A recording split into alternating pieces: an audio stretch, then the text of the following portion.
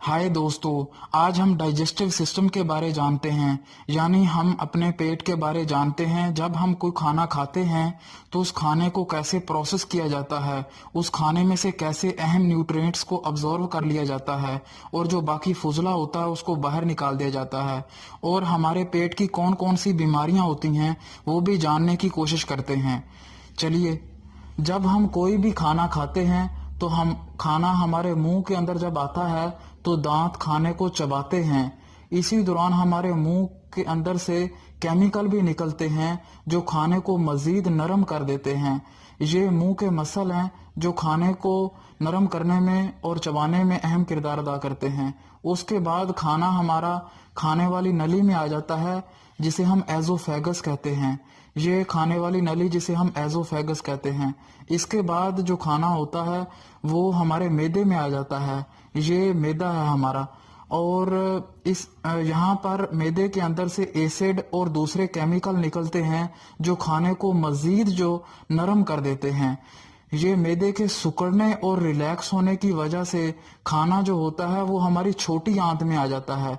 ये हमारी छोटी आंत है, यहाँ पर खाना आ जाता है। हमारी छोटी आंत में खाने में से अहम न्यूट्रिएंट्स जो होते हैं वो अब्जॉर्व कर लिए जाते हैं, जैसे फैट, प्रोटीन, कार्बोहाइड्रेट्स और दूसरी जो चीजें होती हैं वो अब्जॉर्व कर लेती हैं।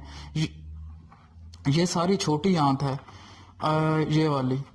और यहाँ पर ये प्रोसेस होता है। इसके साथ ही ये हमारा लीवर है।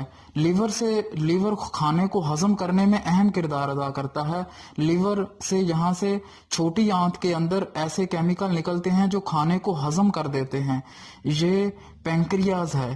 पैंक्रियाज से भी हम जानते हैं, जैसे पैंक्रियाज भी खाने को हजम करने में अहम किरदार अदा करता है। पैंक्रियाज से जैसे हम जानते हैं ये ग्लूकोज को कंट्रोल करता है। इससे इंसुलिन निकलती है जो ग्लूकोज को कंट्रोल करने में अहम किरदार अदा करती है। इसके बाद जो होता है वो खाना हमारी छोटी आंत से ये बड़ी आंत में चला जाता है। ये जो सारी है ये बड़ी आंत है। ये जो है ये बड़ी आंत है।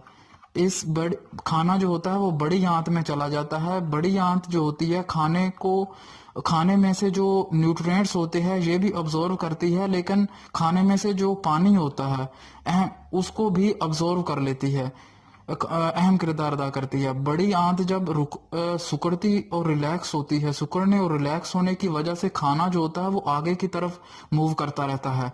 और बड़ी आंत से ऐसे खाना आगे मूव करता रहता है और हमारे एनस की तरफ चला। और अब हम पेट की जो बीमारियां होती हैं, यानी कि हमारे डाइजेस्टिव सिस्टम की जो बहुत ज्यादा हमारे यहाँ कॉमन बीमारियां होती हैं, उन बीमारियों को जानने की कोशिश करते हैं और साथ साथ उसका इलाज जो होता है वो भी जानने की कोशिश करते हैं। जो कॉमन बीमारियां होती हैं, जो सबसे ज्यादा कॉमन बीमारी है हमारे यहाँ वो गैस्ट्रोएसोफेगल रिफ्लक्स डिजीज होती है। आम तौर पर जो खाना होता है वो खाने वाली नली से ऊपर हमारे मैदे के अंदर आता है, लेकिन इस बीमारी में जो होता है वो खाना हमारा मैदे से ऊपर एसोफेगस में जाने की कोशिश करता है। यहाँ पर एक स्फिनिक्टर होता है जो खाने को ऊपर जाने से रोकता है, लेकिन ये स्फिनिक्टर खराब हो जाने की वजह से खाना जो होता है वो मैदे से ऊपर खाने वाली नली में जाता है, जिसकी वजह से हमें सीने के अंदर जलन सी महसूस होती है। तो इसे हम एसिडिटी भी कहते हैं। ये स्फिनिक्टर जो होता है खराब हो जाने की वजह से दूसरियां भी बीमारियां होती हैं, लेकिन गैस्ट्रोएसोफेगल रिफ्लक्स डिजीज जो होती है ये बहुत ज्यादा कॉमन है। इसके अलावा हमारे मैदे के अंदर बहुत सारी बीमारियां होती हैं, जैसा कि गैस्ट्राइटिस और मैदे का अल्सर। मैदे के अंदर जो होता है वो घाव से बन जाते हैं। ये जो मैदे को है यहाँ पे जूम करके दिखाया गया है। आमतौर पर हमारे मैदे के अंदर ये म्यूकस मेम्ब्रेन होती है जो मैदे को बहुत सारे जरासीम से और बैक्टीरिया जैसे वायरस से और मैदे तेजाब से जो होता है उससे बचाती है। लेकिन ये जो म्यूकस मेम्ब्रेन होती है इसके खराब हो जाने की वजह से जो जैसे कि एक बैक्टीरिया जिसे हेलिकोबाइलोरिक बैक्टीरिया कहते हैं, और उसके अलावा मैदे का जो तेजाब होता है जो उसकी वजह से हमारे मैदे के अंदर जख्म और घाव से बन जाते हैं, जिसे हम मैदे का जो होता है स्टोमक अल्सर کہتے ہیں، جس کی وجہ سے ہمارے پیٹ کے اندر ہوتا ہے وہ درد ہوتا ہے، جس کی وجہ سے ہم دوسری دوائیاں لیتے ہیں اور یہ ہوتا ہے۔ اس کے بعد ہمارے جو ہوتا ہے وہ چھوٹی آنت آ جاتی ہے، کیونکہ چھوٹی آنت بہت زیادہ بڑی ہوتی ہے اور اس کا کام بھی بہت زیادہ ہوتا ہے، یعنی کہ کھانے کو ہضم کرنا اور ساتھ ساتھ کھانے میں سے اہم نیوٹرینٹس کو جو ہوتا ہے وہ ابزورو کرتی ہے، اور اس کی بہت ساری بیماریاں ہوتی ہیں۔ زیادہ تر صحیح کھانا نہ کھانے کی وجہ سے، زیادہ کھانا کھانے کی وجہ سے اس کی بیماریاں ہو جاتی ہیں، جیسے قبض ہو جاتی ہے، ڈائریا، کانسٹیپیشن اور دوسری انفلامٹری ڈیزیز ہو سکتی ہیں، اور بڑی آنت کی بیماریاں ہو سکتی ہیں۔ زیادہ تر جو آنتوں کی بیماریاں ہوتی ہیں وہ انفلامٹری باؤل ڈیزیز ہوتی ہے۔ اس کی دو قسمیں ہوتی ہیں، السریٹو کولائٹس ہوتی ہے اور کرانس ہوتی ہے۔ یہ دو بیماریاں بہت زیادہ کامن ہوتی ہیں، اور اس کے علاوہ ایک اور بیماری ہوتی ہے جسے ہم، یہ جو بڑی آنت کی بیماری ہوتی ہے، اسے ہم اریٹیبل باؤل سنڈروم کہتے ہیں۔ یہ بیماری ہمارے ہاں جو ہے وہ سٹریس یا ٹینشن لینے کی وجہ سے بہت زیادہ کامن ہے، تو جس کی وجہ سے یہ جو بڑی آنت ہے یہ صحیح طریقے سے سکڑ اور ریلیکس نہیں ہو پاتی، جس کی وجہ سے کھانا صحیح سے ہضم نہیں ہوتا اور پیٹ جو ہوتا ہے وہ کانسٹیپیشن، قبض اور ڈائریا ہو جاتا ہے۔ اس بیماری کو ہم اریٹیبل باؤل سنڈروم کہتے ہیں۔ اس کے علاوہ ہمارے لیور یا جگر کے خراب ہو جانے کی وجہ سے بہت ساری بیماریاں ہوتی ہیں، کیونکہ لیور یا جگر بہت سارے کیمیکل نکالتا ہے جو کھانے کو ہضم کرنے میں اہم کردار ادا کرتے ہیں۔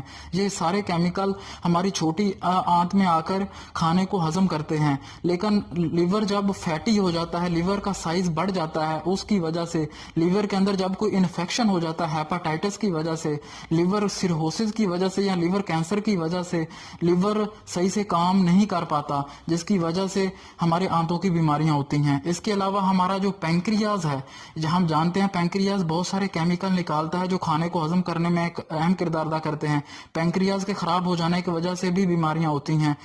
پینکریاز اس کے علاوہ ہمارے جسم کے اندر ڈائبٹیز یا شوگر کو کنٹرول کرتا ہے، کیونکہ پینکریاز جو ہوتا ہے یہ انسولین بناتا ہے اور ریلیز کرتا ہے، جس کی وجہ سے ہمارے جسم کے اندر شوگر یا ڈائبٹیز کو جو ہوتی ہے وہ جیسا کہ ہم نے جانا کہ بہت ساری جو بیماریاں ہوتی ہیں وہ زیادہ تر جو پیٹ کی بیماریاں ہوتی ہیں اور آنتوں کی بیماریاں ہیں، یہ جب ہم صحیح کھانا نہیں کھاتے یا زیادہ کھانا کھاتے ہیں اس کی وجہ سے ہوتی ہیں۔ یہ ہمیں جاننا بہت زیادہ ضروری ہے کہ کتنا کھانا کھانا چاہیے اور کب کھانا چاہیے اور کیسے کھانا چاہیے، یہ جاننا بہت ضروری ہے اگر ہمیں کوئی پیٹ کی بیماریاں ہو رہی ہیں۔ تو اس کے علاوہ ڈاکٹر سے، اگر کوئی پیٹ کی بیماری ہو رہی ہے تو ڈاکٹر سے رابطہ کرنا چاہیے تاکہ اس کی پراپر دوائیاں لے سکیں اور اس کا علاج کیا جا سکے۔